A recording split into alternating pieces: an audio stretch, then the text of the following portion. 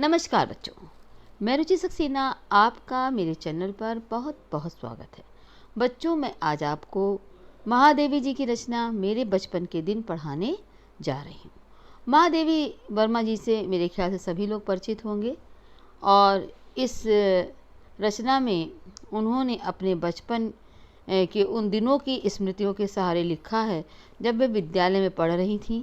इस अंश में लड़कियों के प्रति सामाजिक रवैये, विद्यालय की सहपाठिनों, छात्रावास के जीवन, स्वतंत्रता आंदोलन के प्रसंगों का बहुत ही सजीव वर्णन है। तो अब हम लोग लेसन शुरू करते हैं। लेसन है मेरे बचपन के दिन। बचपन की स्मृतियों में एक विचित्र सा आकर्षण होता है। कभी कभी लगता है जैसे सपने में सब देखा होगा। परिस्थितियां बहुत बदल जाती हैं। महादेवी वर्मा जी कहती हैं कि बचपन की जो यादें होती हैं उसमें एक विचित्र सा आकर्षण होता है, खिंचाव होता है। कभी कभी ऐसे लगता है जैसे हमने सब सपने में देखा होगा। परिस्थितियां बहुत बदल जाती हैं।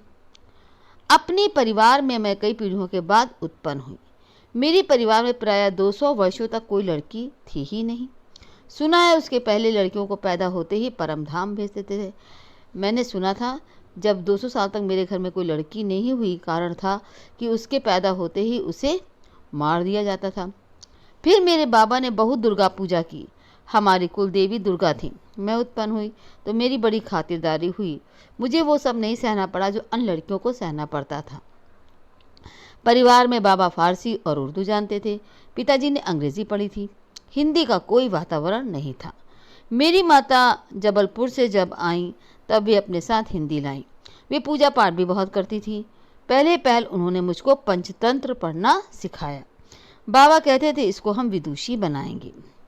मेरे संबंध में इसका विचार बहुत ऊंचा रहा। मेरे संबंध में उनका जो विचार था, उनकी जो सोच थी, बहुत ऊंची थी।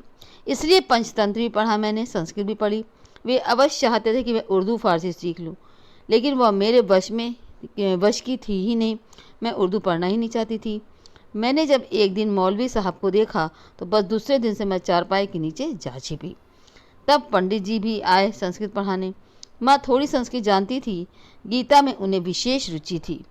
पूजा पाठ के समय मैं भी बैठ जाती थी और संस्कृत सुनती थी। उसके उपरांत उन्होंने मिशन स्कूल में रख दिया मुझको। मिशन स्कूल में वातावरण दूसरा था, प्रार्थना दूसरी थी। मेरा मन नहीं लगा, वहाँ जाना बंद कर दिया। जाने में रोने धोने लगी।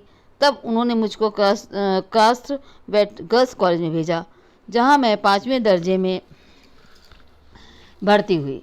यहाँ का वातावरण बहुत अच्छा था। उस समय हिंदू लड़कियाँ भी थीं, ईसाई लड़कियाँ भी थीं।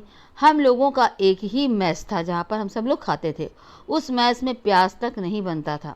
वहाँ छात्रावास के हर एक कमरे में हम 4 छात्राएं रहती थीं।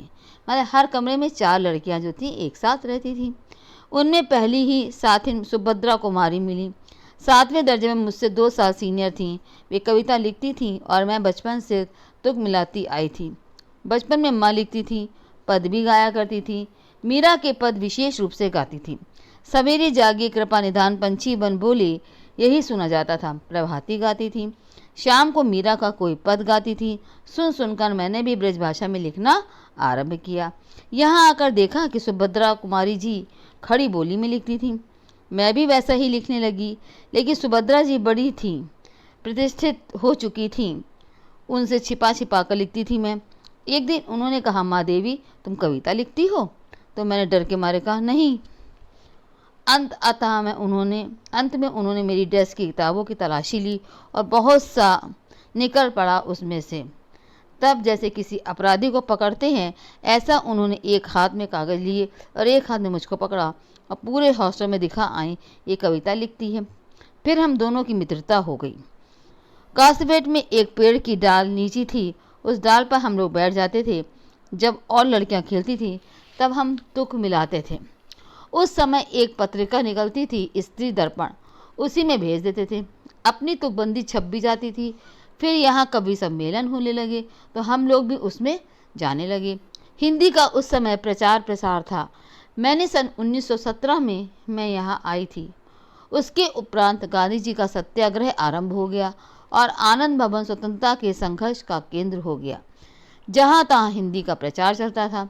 कभी सम्मेलन होते थे, क्लासमेट में से मैडम हमको साथ लेकर जाती थी। हम कविता सुनाते थे। कभी हरिऔध जी अध्यक्ष होते, कभी श्रीधर पाठक होते थे, कभी रत्नाकर जी होते थे, कभी कोई होता था। कब हमारा नाम पुकारा जाए बेचैनी से सुनते रहते थे। मुझको प्रायः प्रथम पुरस्कार मिलता था। 100 से कम पदक भी नहीं मिले होंगे उसमें। महादेवी वर्मा जी जो हैं वो अब बताती हैं कि यहाँ पर उनका कई साहित्यकारों से परिचय हुआ और उनका जो प्रेम था हिंदी के प्रचार प्रसार के प्रति बहुत ज़्यादा बढ़ गया। यहाँ पे उन्होंने कई कवि सम्मेलनों में भाग लिया और उन्होंने प्रथम पुरस्कार प्राप्त किया। उनका कहना था कि उनके पास 100 से कम पदक नहीं थे। एक बार की घटना याद आती है। एक कविता पर मुझे चांदी का एक कटोरा मिला, बड़ा नक्काशीदार सुंदर। उस दिन सुभद्रा जी नहीं गई थी। सुभद्रा प्रायः नहीं जाती थी कवि सम्मेलन में। मैंने उनसे आकर कहा, देखो ये मिला। सुभद्रा ने कहा, ठीक है, अब तुम एक दिन खीर बनाओ और मुझको उस कटोरे में खिलाओ। उसी बीच आनंद भवन में बापू आए। हम लोग तब उनसे जेब खर्च में से हमेशा एक एक दो दो आने देश के लिए बचाते थे और जब बापू आते तो हम उन्हें पैसे उन्हें दे देते थे। एक दिन जब बापू के पास मैं गई, अपना कटोरा भी लेती गई। मैंने निकाल कर बापू को दिखाया। मैंने कहा, कविता सुनाने पर मुझको ये कटोरा मिला है। कहने लगे, अच्छा दिखा दो मुझको। मैंने कटोरा उनकी ओर बढ़ा दिया। उसे हाथ में लेकर बोले, तू देती है इसे? अब मैं क्या कहती। मैंने दे दिया और लौट आई। दुख ये हुआ कि कटोरा लेकर कहते कविता क्या है, पर कविता सुनाने को उन्होंने नहीं कहा। लौटकर जब मैंने सुभद्रा जी से कहा, कटोरा तो चला गया। सुभद्रा जी ने कहा, और जाओ दिखाने। फिर बोली, देखो भाई, खीर तो तुमको बनानी होगी। अब तुम चाहे पीतल की कटोरी में खिलाओ और चाहे फूल के कटोरे में। फिर भी मुझे मन ही मन प्रसन्नता हो रही थी कि पुरस्कार मिला। अपना कटोरा मैंने बापू को दे दिया। सुभद्रा जी छात्रावास छोड़कर चली गई। तब उनकी जगह एक मराठी लड़की ज़ेबुन्निसा हमारे कमरे में आकर रही। वो कोल्हापुर से आई थी। ज़ेबुन मेरा बहुत सा काम कर देती थी। वह मेरी डेस्क साफ कर देती थी, किताबें ठीक से लगा देती थी और इस तरह मुझसे कविता के लिए कुछ और अवकाश मिल जाता था। ज़ेबुन मराठी शब्दों में मिलीजुली हिंदी बोलती थी। मैं भी उससे कुछ कुछ मराठी सीखने लगी थी। वहाँ एक उस्तानी थी जीनत बेगम। ज़ेबुन जब इकड़े तिकड़े या लोकड़ लोकड़ जैसे मराठी शब्दों का मिलाकर कुछ कहती तो उस्तानी जी ने टोके बिना ना रहा जाता था। वाह देसी कौवा मराठी बोली।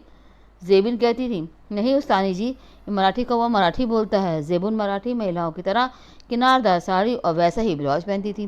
कहती थी, हम मराठी हूँ तो मराठी बोलेंगे। उस समय यह देखा मैंने कि सांप्रदायिकता नहीं थी। जो अवध की लड़कियां थीं वे आपस में अवधी बोलती थीं, बुंदेलखंड की आती थी बुंदेली में बोलती थीं। कोई अंतर नहीं आता था और हम पढ़ते हिंदी थे। उर्दू भी हमको पढ़ाई जाती थी, परंतु आपस में अपनी भाषा में ही बोलती थीं। ये बहुत बड़ी बात थी। हम एक मेस में खाते थे, एक प्रार्थना में खड़े होते थे, कोई विवाद नहीं होता था। मैं जब विद्यापीठ आई तब मेरे बचपन का वही क्रम चला जो आज तक चलता आ रहा है। कभी कभी बचपन के संस्कार ऐसे होते हैं कि हम बड़े हो जाते हैं तब तक चलते रहते। बचपन का एक और भी संस्कार था कि हम जहाँ जाते थे वहाँ जवारा के नवाब रहते थे। उनकी नवाबी छिन गई थी। वे बेचारे एक बंगले में रहते थे। उसी कंपाउंड में हम लोग रहते थे। बेगम साहिबा कहती थी, हमको ताई कहो। हम उनको ताई साहिबा कहते थे। उनके बच्चे हमारी माँ को चच्ची जान कहते थे। हमारे जन्मदिन वहाँ मनाए जाते थे, उनके जन्मदिन हमारे यहाँ मनाए जाते थे। उनका एक लड़का था, उसको राखी बांधने के लिए वे कहती थी, बहनों को राखी बांधनी चाहिए। राखी के दिन सवेरे से हमको पानी भी नहीं देती थी। कहती थी, राखी के दिन बहनें राखी बांध जाएं, तब तक भाई को निराहार रहना चाहिए। बार बार कहलाती थी, कोई भूखा बैठा है राखी बंधवाने के लिए। फिर हम लोग जाते थे, हमको लहरिया या कुछ मिलते थे। इसी तरह मुहर्रम में हमें हरे कपड़े उनके बनते थे तो हमारे भी बनते थे। फिर एक हमारा छोटा भाई हुआ वहाँ, तो ताई साहिबा ने पिताजी से कहा, देवर साहब से कहो वो मेरा नेक ठीक करके रखें, मैं शाम को आऊँगी। वे कपड़े वपड़े लेकर आईं। हमारी माँ को दुल्हन कहती थी। यानी दुल्हन जिनके ताई चाची नहीं होते हैं वो अपनी माँ के कपड़े पहनते हैं, नहीं तो 6 महीने तक चाची ताई पहनाती हैं। मैं इस बच्चे के लिए कपड़े लाई हूँ, वो यह बड़ा सुंदर है। मैं अपनी तरफ से इसका नाम मनमोहन रखती हूँ। वही प्रोफेसर मनमोहन वर्मा आगे चलकर जम्मू यूनिवर्सिटी के वाइस चांसलर रहे। गोरखपुर यूनिवर्सिटी के भी रहे। कहने का तात्पर्य ये है कि मेरे छोटे भाई का नाम वही चला जो ताई साहिबा ने दिया। उनके यहाँ भी हिंदी चलती थी, उर्दू भी चलती थी। यूँ अपने घर में भी अवधी बोलते थे। वातावरण ऐसा था उस समय कि लोग बहुत निकट थे। आज किसी देखकर लगता है जैसे वो सपना ही था। आज वो सपना खो गया है। अब यहाँ पर महादेवी वर्मा जी बताती हैं कि उस समय सांप्रदायिकता नहीं थी और हमारी जो बेगम साहिबा थी उनको हम लोग ताई कहते थे। हमारे घर उनका आना जाना था, उनके घर हमारा आना जाना था। वे हमारे त्योहारों में सम्मिलित होती थी, हम उनके त्योहारों में सम्मिलित होते थे। और उसके बाद जब भाई हमारा हुआ तो उसका नामकरण भी उनके द्वारा रखाया गया। ऐसा वातावरण था कि आज वो देखने को नहीं मिलता है। ऐसा लगता है जैसे सपना ही था, आज वो सपना खो गया। शायद वो सपना सत्य हो जाता तो भारत की कथा कुछ और होती।